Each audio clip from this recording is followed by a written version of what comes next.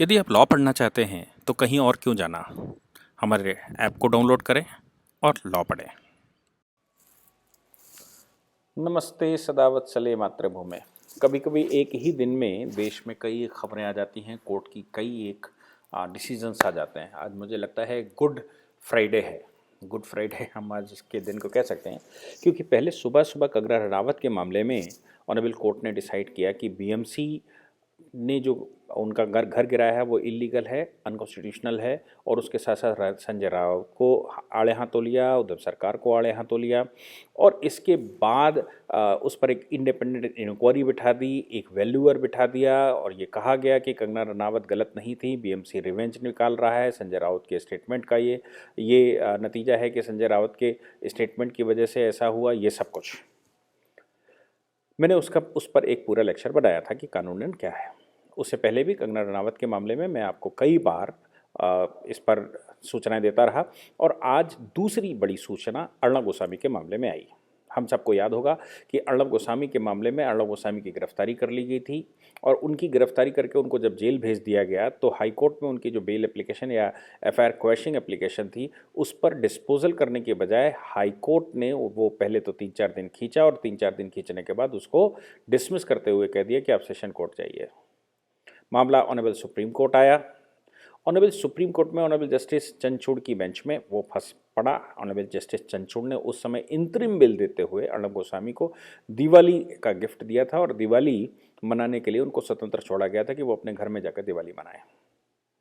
लेकिन उस समय भी ऑनरेबल जस्टिस चंद्रचूड़ ने ये कहा था कि ये बड़ी शर्मसार बात है कि जब न्याय में स्वतंत्रता को भंग किया जा रहा हो, किसी भी व्यक्ति के खिलाफ इस तरह की कार्रवाइयाँ की जा रही हों, तो वो न्यायालय में आए और न्यायालय उसको इंसाफ देने के बजाय उसको लटकाए और लटकाने के बाद उसको डिस्पोजल गलत तरीके से कर दे। इसको सामान्य जन की भाषा में अगर कहेंगे तो ये कहा जाता है कि कोर्ट मैनेज हो गया, सरकार से मैनेज हो गया होगा। हालांकि मैं इसको नहीं मानता। ऑनरेबल कोर्ट की अपने विवेक है, अपने विवेक के अनुसार वो जब जिस समय वो निर्णय लेते हैं, निर्णय लेते समय दिमागों में क्या बातें रहती हैं वो डिपेंड करता है। दूसरा, हम कह भी नहीं सकते ऑनरेबल कोर्ट के खिलाफ, अगर कहते हैं तो वो कंटेम्प्ट ऑफ कोर्ट भी लगता है। इसलिए कोर्ट ने जो कहा होगा उस समय ऐसे ही कहा जा सकता है कि उनके मस्तिष्क पर किस प्रकार का प्रभाव रहा होगा ये तो वही जानते होंगे। लेकिन आज रेगुलर बेल की सुनवाई की गई। उस समय इंतरिम बेल दी गई और आज उसकी डेट रेगुलर बेल की लगाई गई थी। आज रेगुलर बेल अर्णब गोस्वामी को देते हुए जो ऑनरेबल सुप्रीम कोर्ट ने टिप्पणी की वो मुझे लगता है काबिले तारीफ है और उस टिप्पणी को सभी को ध्यान में रखना चाहिए, सभी कोर्टों को ध्यान में रखना चाहिए और कोर्टों को इंसाफ करते समय वो बातें ध्यान में रखते हुए ही इंसाफ करना चाहिए। उन्होंने कहा ऑनरेबल जस्टिस कृष्णा अय्यर के एक केस में जिसमें राजस्थान जयपुर का मामला था, उस केस में ऑनरेबल कृष्णा अय्यर, हम सब जानते हैं कि ऑनरेबल कृष्णा अय्यर के जजमेंट्स आज भी बड़े प्रासंगिक हैं और ऑनरेबल कृष्णा अय्यर के जजमेंटों के आधार पर ही पीआईएल का प्रिंसिपल निकला था उस समय और सोशल इंटरेस्ट लिटिगेशन का प्रिंसिपल निकला था, सामान्य जनों की रक्षा का प्रिंसिपल निकला था। बहुत सारे principles honourable justice Krishna Iyer उस समय दे गए थे, जिनके आधार पर आज कोर्टों में जो हम न्यायिक सक्रियता देख रहे हैं वो उसके कर्णधार अगर कोई थे तो वो ऑनरेबल कृष्णा अय्यर थे। कृष्णा अय्यर के जजमेंट को कोट करते हुए ऑनरेबल सुप्रीम कोर्ट ने आज कहा और उन्होंने कहा कि देखिए, ऑनरेबल कृष्णा अय्यर कहते थे कि बेल जो है वो अधिकार है और बेल देना जो है वो एक तरीका है, जेल भेजना एक अपवाद है। यानी कि बेल देना न्याय की प्रक्रिया में आगे बढ़ना है और जेल भेजना एक अपवाद है, इसलिए हर मामले में जेल में डाल देना ये उचित नहीं है। साथ में उन्होंने हाई कोर्ट को फिर से आड़े हाथों लेते हुए कहा कि हाई कोर्ट फेल हुआ है ये जानने में कि वाकई में मामला क्या था और बेल देनी चाहिए कि नहीं देनी चाहिए। किसी भी एक व्यक्ति को बिना किसी कारण के एक दिन भी जेल में रखना, बड़ा महत्वपूर्ण कोर्ट ने इस पर टिप्पणी की है। किसी भी व्यक्ति को एक दिन भी जेल में रखना, उसके अधिकारों का हनन करना, उसकी लाइफ के कई एक वर्षों के ऊपर प्रहार करना है, उसकी रेपुटेशन के कई एक वर्षों के प्रहार करना है।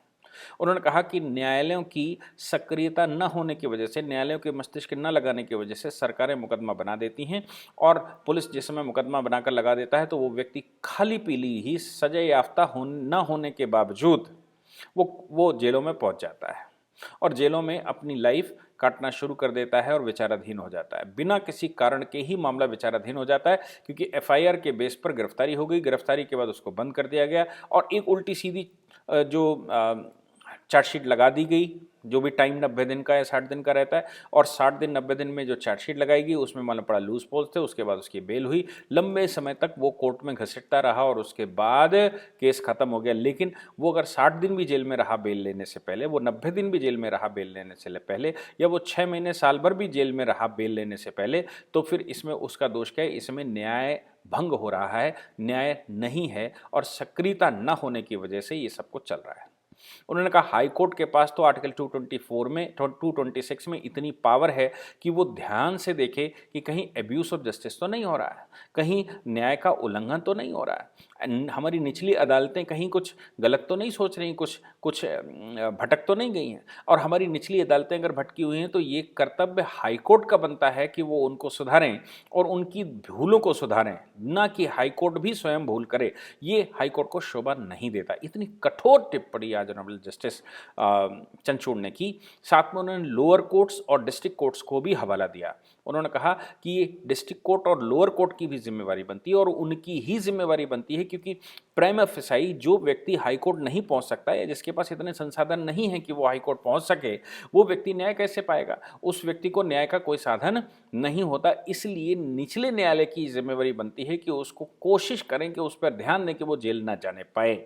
अगर अब अपवाद के रूप में आवश्यकता हो तो ही व्यक्ति को जेल भेजा जाए, अदरवाइज पुलिस की चार्जशीट या पुलिस की जो एफआईआर है या पुलिस की जो प्राइमा फेसाई केस बनता है उसके आधार पर हर व्यक्ति को जेल भेज देना और आंख बंद करके ऑर्डर पर साइन करना, रिमांड मांगा तो रिमांड दे देना और जेल में बंद करना तो जेल में बंद कर देना, और चार्जशीट जब लगेगी तब लगती रहेगी, तब तक व्यक्ति जेल में है। आपने नीचे लोअर कोर्ट्स ने या डिस्ट्रिक्ट कोर्ट ने आपने बेल उसकी रिजेक्ट कर दी। अगर किसी व्यक्ति के पास संसाधन नहीं है कि वो हाई कोर्ट पहुंच सके और हाई कोर्ट के सामने आर्टिकल 226 क्लेम कर सके, जिसमें हाई कोर्ट को एक्स्ट्राऑर्डिनरी पावर है, तो फिर वो व्यक्ति जेल में ही बना रहेगा। ये भी उसके अधिकारों का हनन है और ऐसे अधिकारों का हनन करने वाले हम सब की जिम्मेवारी बनती है कि उनके अधिकारों का हनन न होने पाए। अगर हम न्यायालय भी वैसा करता है तो ये नई टर्मिनोलॉजी इस्तेमाल करते हुए कोर्ट ने कहा कि अगर न्यायालय भी ऐसा कुछ करता है तो ये लीगल मैलिस होगी, ये जुडिशल मैलिस होगी। और जुडिशल मैलिस अगर हो रही है तो हमारे देश के लिए इससे शर्मसार कोई बात और नहीं हो सकती। और जब देश में कोई भी व्यक्ति अपने फंडामेंटल राइट्स मांगने आता है तो अगर न्यायालय उसमें इंटरवेन नहीं करेगा, सुप्रीम कोर्ट और हाई कोर्ट उसमें इंटरवेन नहीं करेगा जिसमें पुलिस प्रशासन सता रहा है, लोअर कोर्ट्स ध्यान नहीं दे रहे हैं, तो अगर हाई कोर्ट और सुप्रीम कोर्ट उसमें इंटरवेन नहीं करेगा तो फिर कौन करेगा?